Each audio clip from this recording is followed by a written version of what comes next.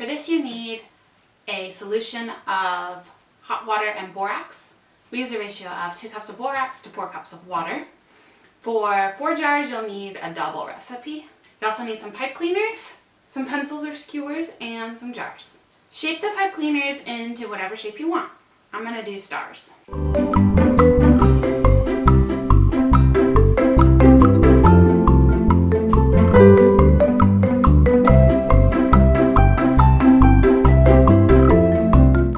Once your solution's ready, pour it in your jars.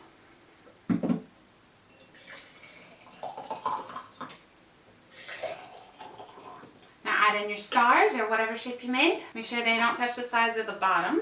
Now wait for 2 days for the crystals to form.